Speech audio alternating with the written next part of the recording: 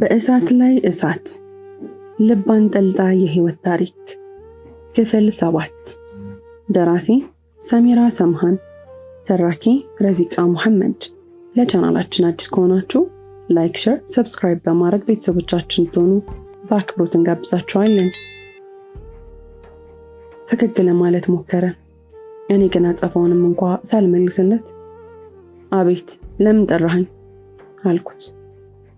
ዝም ብለሻል እያወራሽ አይደለም አለኝ። ሌላ ጊዜ እየለፈለፈ ነበር። ከአንተ ጋር ነው አልኩት። አዎ ከኔ ጋር እያወራሽ አይደለም። መንገዱ እኮ በፕሌን ቢሆን ሰዓትም ይፈጃል። ቢያንስ እያወራን ብንሄድ ከዚህ በኋላ መቼም ላናወራ እንችላለን። አንተ የዚችን ሰዓት አለመነጋገር አይተህ ነው አይደል?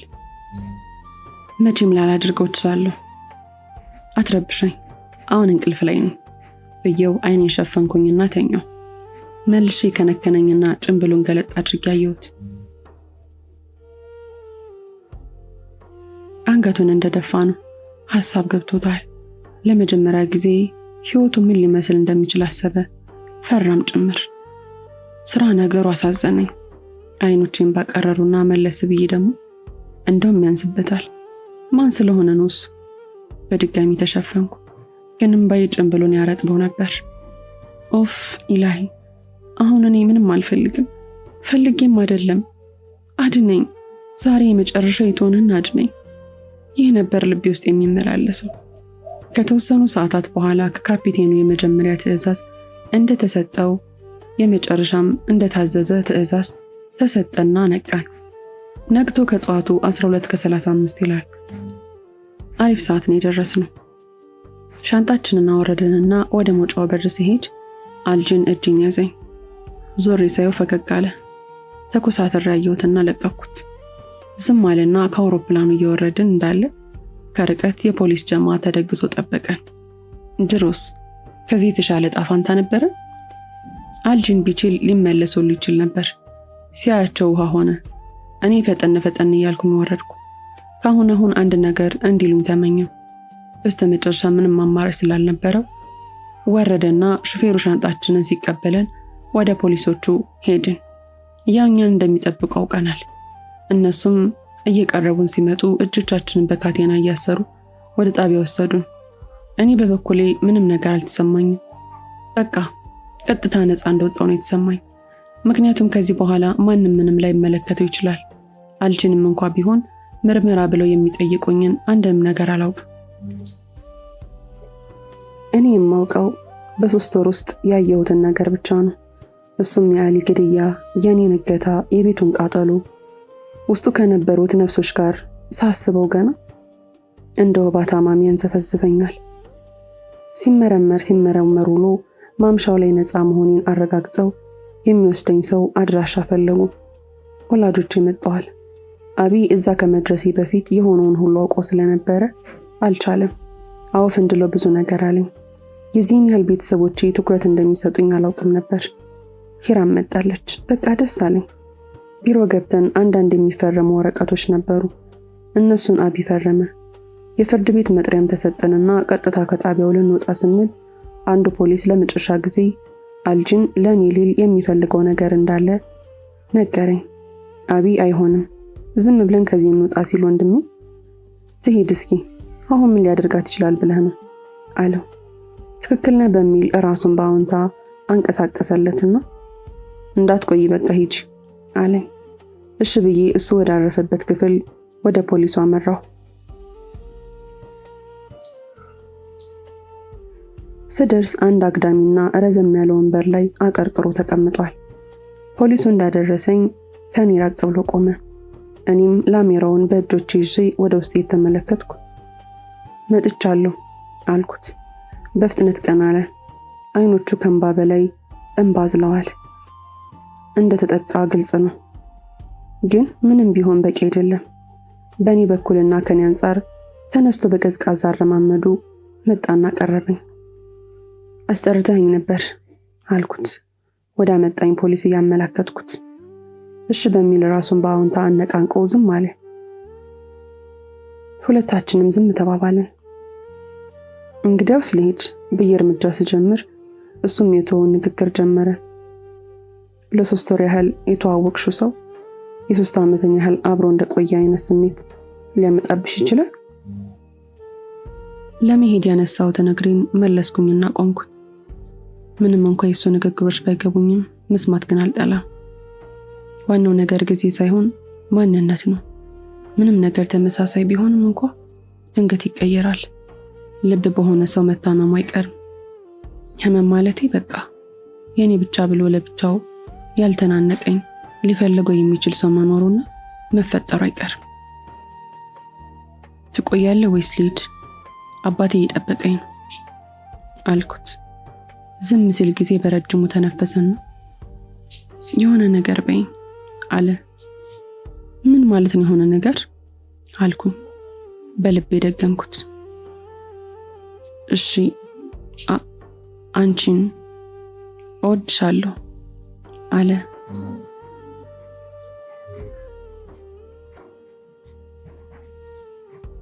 እንደው ቃል እንደ ልብስ እያጠረው ፊቴ ላይ ግራ መጋባት፣ ጭንቀቴ ውስጥ መምታታት፣ ልቤ ደግሞ የሚረብሽ ምት ውስጥ ገባ። ዝም ብዬ ቆምኩ። የሆነ ነገር በይኝ እንጂ አፍቅሬሻለሁ። ጭራሽ ቃሉን አሳደገው አልኩኝ በልቤ። መለከል ሞት እንደ ጎበኛት ሩህ ድርቅ አልኩኝ። እባክሽ የሆነ ነገር በይኝ። ከዚህ በኋላ ቤቴ እስር ቤት ብቻ ነው ሊሆን የሚችለው። ስለዚህ አላገኝሽም፣ አልጎዳሽም። ግን የማይጎዳኝን አንድ ነገር በይኝ። እወድሻለሁ አልኩሽ፣ አንድ ነገር በይኝ።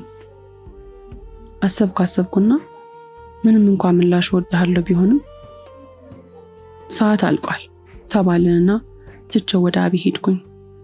ነፃ ወጣሁ። እንዴት ደስ ይላል።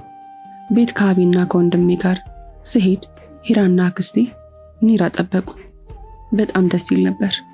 የአጎቴ ልጅ አይሲን አልነበረም። ደግሞ እኔ ባልነበርኩበት ሰዓት ኒካ እንዳሰረ ነገሩኝ። በጣም ደስ ይል ነበር። እሷም ወደ አመሻሹ ከወላጆቿ ጋር እንደምትመጣ ጭምር እንደምትዋወቃት ሳይቀር ነገሩኝ።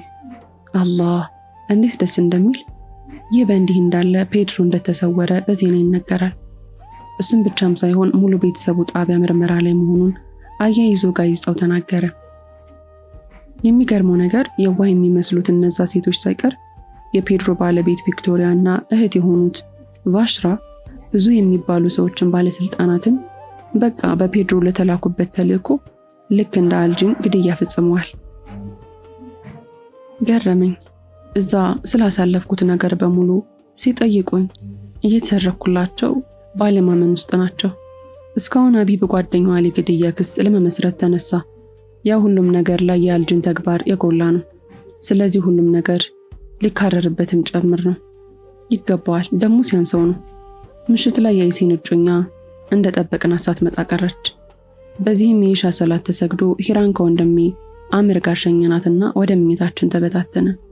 ያው አልጂን ካገተኝ ጊዜ ጀምሮ ቤተሰቡ ብቻዬን ለመተው ይሰጋል። ብቻዬን እንደወጣ አይፈቀድልኝም። ምሽቱንም ቢሆን አክስቴ ወደ ክፍል መጣ፣ አብረን እንደር አለች። በቃ የዚህን ያህል ሰግተው ነበር። 3 ወራት ሁሉ ብዬ በጣም አሳዘኑኝና ምኝታችንን አስተካክለን አብረን አደርን። ክፍሉ ጨልሟል። የመምሪያው ፖሊስ ወንበር ካለሁበት ከተቀመጥኩበት መንደር ትይዩ አለ። በመካከላችን ያለው አንድ ጥቁር የእንጨት ጠረጴዛ ብቻ ነው። ከጠረጴዛው ትይዩ አናት ላይ ደግሞ ቁልቁል የተመዘዘ ብርሃን በስስት የሚረጭ አምፖል አለ። ማንም የለም። ከውጭ ከክፍሉ መስኮት በትንሹ የፀሐይ ብርሃን ይገባል።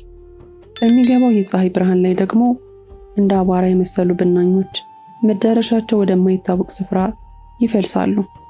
በእነሱ ላይ እንደተከስኩኝ በሩ ተወርውሮ ተከፈተ። መርማሪ መሆን አለበት። የመባነን ያህል አይኖቼ ወደ በሩ ተወረወሩ። በመምሪያው ፋንታ የገባው አልጂን ነበር። በአንድ በኩል ፍርሃት፣ በሌላ በኩል ደግሞ ጥርጣሬ አድሮብኛል። እሱን ተከትሎ የመጣ ፖሊስ አባል አለመኖሩን ስመለከት ፍርሃቴ ጨመረ። ወደ መስኮቱ ሄዶ ቆመ። በጣም ጠባብ መስኮትና አይኖቹን ብቻ አውጥቶ ውጭውን እየተመለከተ እገልሻለሁ ማለት አልኩት ቁጭ እንዳልኩ። ማለትማ ከቆመበት ተንደርድሮ መጥቶ ቁጭ ባልኩበት አነቀኝ። እንደዚህ ነው የምገልሽ። መንፈራገጥ ጀመርኩ። ደም ስሬ ተገታተረ። አይኖች ቀልተው የራሳቸውን ቀለም አጥተዋል። እጁን ይዤ ላስቆመው ሞከርኩኝ፣ ግን የአንገቴ መጠን ከእጆቹ ያንሳል። አላውቅም። የዶሮን ያህል አጥብቆን ያነቀኝ። እንባ ከአይኖቼ መስመር ሰርቶ መፍሰስ ከጀመረ ዘመናት የቆየ ያህል ሆንኩኝ። አልጂን፣ ዝም በይ! ሰምኛለሽ? ዝም በይ! የመጨረሻ ቀኝ እግሬ ለነበርኩበት ትግል ተነስቶ ተዝለፍልፎ ወደቀ። ማለትም ሞትኩ ማለት ነው። በእውነታው ለካ ህልም ነበር። አንገቴን ይዤ እውነት እስከሚመስለኝ ድረስ በተደጋጋሚ እየሳልኩኝ ተነሳውና ማልቀስ ጀመርኩ። አክስቴ ነቅታ ምን ሆንሽ? አዑዝ ቢላሂ ሚነ ሸይጣን ረጂም። ምን ነው? አልጂን ሲገለኝ አየሁት። ሱብሃንአላህ፣ ይሄ ልጅ አይተውሽም እንዴ? ነይ በቃ ነይ፣ አታልቅሽሽ አለችኝ።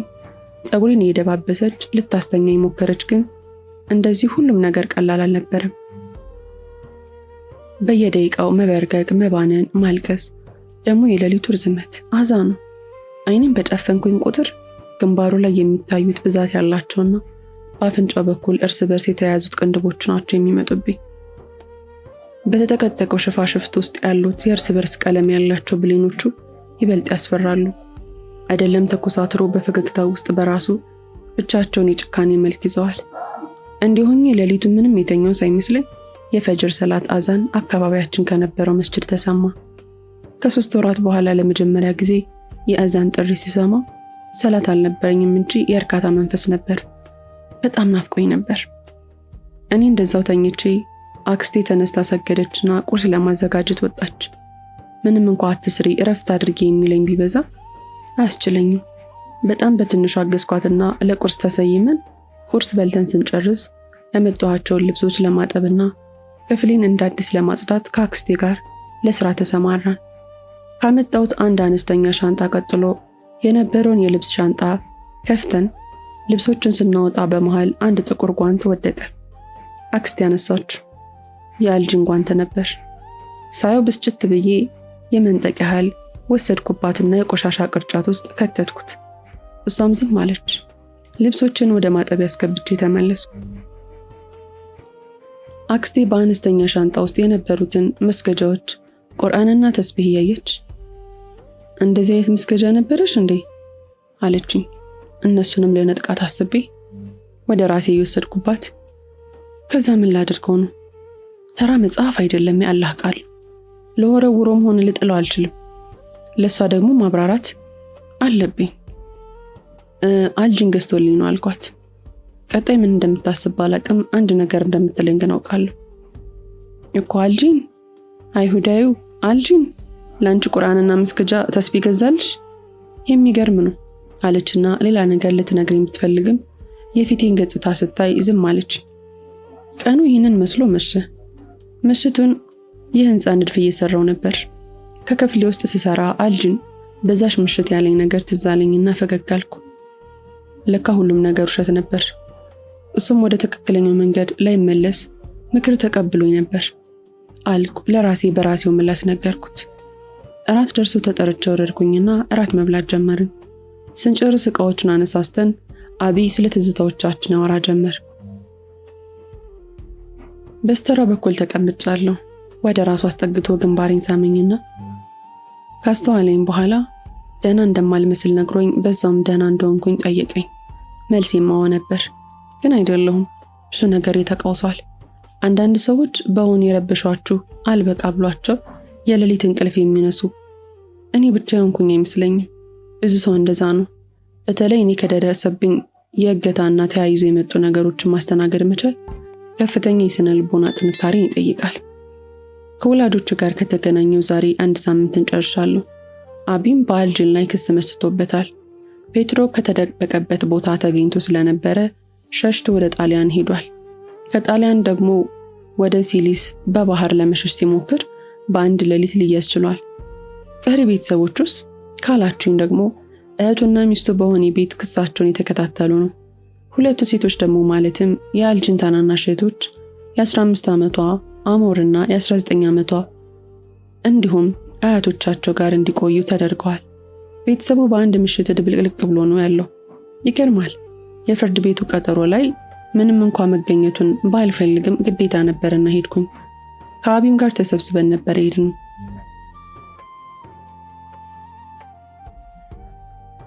አምርና አይሲንም ስራ ጀምረዋል። ከመግባታችን በፊት በር ላይ በ3 ፖሊሶች ታጅቦ አልጅን ሲመጣ ሳየው ጸጉሩ በጣም ማደግ ጀምሯል። ጺሙም ክርፍፍ የማለት ያህል ሆኗል። ከስቷል። ብቻ ምንም ነገር ባለበት እንዳልሆነ ያስታውቃል። በጣም አስጠልቶበታል። በሀገሪቱ ላይ አንድ ታስቦ የሚውል ባህላዊ ክብረ በዓል ነበርና ፍርድ ቤቱ በተነጋገረበት ሰዓት ሊከፈትና ሊያስተናግድን አልቻለም። ከናቢ ተለይቼ ወደ አልጅን ሄድኩኝ። በአይኑ ተቀበለኝ። ከጎኔ የነበረውን ፖሊስ ጠየቅኩት። ማለት ያሰብኩትን ነገር አጋራሁት። ትንሽ ቢያቅማማም በስተመጨረሻ ግን ተስማምቶ ነበር። በፖሊስ መኪና ተያይዘን ሄድን። አቢ ምን የተፈጠረ እንደሆነ ስላልገባው ከፍርድ ቤቱ ከወጣ በኋላ ብዙ ሚስኮል ነበር። ከህንጻው በታች መኪናውን እንዳቆሙት ወርደን ወደ ውስጥ ገባን። ጸጉሩን እንዲያስተካክሉት ለማድረግ ነው። እንዳሰብኩት ጸጉሩና ጺሙን አስተካከሉለትና ወደ ፍርድ ቤት ተመለስን። እናም እየገቡ ነበር። ጀዛኪላ፣ አሁን ሰው አስመሰልሽው። ልጄ አውሬ ነበር የሚመስለው። ያክስቴ ነበረች ይህን ያለችኝ። አሚን ብያት ተያይዘን ገባን። ቦታ ይዘን ከተቀመጥን በኋላ አቢ አንዳች የሚያስደነግጥን ነገር ጠየቀኝ። አንቺ አልጅንን ትወጂዋለሽ እንዴ? ደንገጥ ብዬ አራቢ ምን አመጣህ? እንደዚህ አይነት ነገር የለም። ለክፉ ቀን ይሆነኛል ብዬ ነው። ደግሞ አስጠልቶበት ነበር። እንደዛ ይሻልም አልኩት። የኔዋ አሁን ልትከሹ ነው የመጣሽው። እንደዛም ሆኖ ግን ስለሱ ማስጠላትና ማማር ያሳስብሻል? የኔ ልዩ ሁሉም እንዳንቺ ቢሆን የት ይደርስ ነበር? በአላህ ከኛ ውጪ ብዙ በሱ ላይ የተከፈቱ ክሶች ነበሩና ሁሉንም በዛሬው ቀን ያለ ቀጠሮ ሊዘጉ ያሰቡ ይመስላል። ምንም እንኳን ጠበቃው አሪፍ ተከራካሪ ቢሆንለትም ፍጻሜው ደግሞ አንድ የሚገርም መርዶ ነበር። የብይን ሰዓት ደርሶ ቆመን በድጋሚ ተቀመጥን። ከዛሽ በተከሳሽ ላይ ባደረገው በመረጃ የተደገፈና የታገዘ በፖሊስ በኩል ደግሞ እስካሁን 4 የወንጀል ሪከርድ የተያዘበትን አካል በመሆኑ እንዲሁም በግራና በቀኝ በኩል ጉዳዩን አይቶ ፍርድ ቤቱ ተከሳሽ የዕድሜ ይፍታኝ የስራት ቅጣት እንዲተላለፍበት ወስኗል። ወደ መዝገብ ቤት ይላክ። የእንጨት መዶሻውን ለምታሳርፈው መጨረሱን ተናገረ። አንዲት ሴት ሱጁድ ወረደች። ፍትህ ገና ዛሬ ሰራች። ትክክለኛውን ስራ ፍትህ። የባሌን ደም እንዲሁ አንተንና አባትህ ደም ከልብ አድርጋችሁት ነበር። ይኸው እውነትና ፍትህ ሰራች አለች። አቢን በጣም ተደሰተ። ሁሉም ደስተኛ ነበር። ፍርድ ቤት የተገኙ በሙሉ ደስተኛ ነበር። የኔ ልብ ብቻ ለአልጅን ቆመች። ፊቴ ቢያስመስልም ልቤ ግን ሳላውቀውም ባተናነቀኝ። በድጋሚ ፖሊሶች ይዘውት ወጡ። እኛም ለመሄድ ወጣን። ከመሄዱ በፊት አንድ ፈቃድ ፖሊሶችን ጠየቅኳቸውና እኛ ልንሄድ ወደምንገባበት መኪና በፖሊሶች አጅቦ መጣ። አቢ በመሪው በኩል ሊያሽከረክር ገብቷል። አጎቴም እንደዛው። ሳንገባ የቀረነው እኔና አክስቴ ነበርን። ነስሊሃ ጠራኝና መለስ አልኩ። አቢ ተቆጣ። አንገቱን በመስኮት አውጥቶ ምን ፈለግሽ ነስሊሃ? ግቢ አለ። አቢ አንድ ጊዜ አልኩትና አልጅን ወደ እኔ ሳይጠጋ እኔ ወደ እሷ መራሁ። ከዚያም ጠራኸኝ አልኩት። ምንም ነገር ባደርግ እንዳትከለክኝ ሲል ግራ ገብቶኝ ዝም አልኩ። ካቴናውን አስወልቆ አቀፈኝ በጣም አጥብቆ። ፈርቼ ነበር። ድጋሚ ስለማንገናኝ አንነካካም ብዬ ተውበት አድርጌም ነበር። ናፍቀሽኛል እንዳትተኝ እየመጣሽኝ እንዳትረሽኝ እየመጣሽ ጎብኝ። እንባዬ መጣ። መልሽ ልቀፈው ወይስ ዝም ልበለው? ግራ ገባኝ። አቢ እንኳን እያየን ብናደድም እጆቼን ልክ ያቀፍኩት። አላህ ካንተ ጋር ይሁን። እየመጣው የማይ እንኳን አይመስለኝም፣ ግን አረሳህም አልኩት። እንደ ሕፃን ልጅ እምቢ ብሎ ፖሊሶቹ በግድ አስለቀቀውት በካቴና እጁን ወደ ጀርባው ዞሮት አስያዙትና ወደ መኪናዎቹ ገቡ። በረጅሙ እየተነፈስኩ ወደ መኪናው ስገባ አቢ በጥፊ አንድ ጊዜ መታኝ። እንዴት እንደደነገጥኩ! አቢ እንደዚህ አይነት ምት መቶኝ አያውቅም። ቅጣት ቢሆንም እንኳን መጀመሪያ ላለቅስ ስለነበር አቢ ካገዘኝማ ብዬ እንባይን እንደ ጉድ አዥጎደጎድኩት። አጎቴና አክስቴ በንግግር እያረጋጉትም ቢሆን እንኳን አቢ ብዙ ነገር እያለኝ ቤት ደረስን። ክፍል 8 ይቀጥላል። ታሪኩን ከወደዳችሁት ላይክ፣ ሼር፣ ሰብስክራይብ ማድረጋችሁን እንዳትረሱ።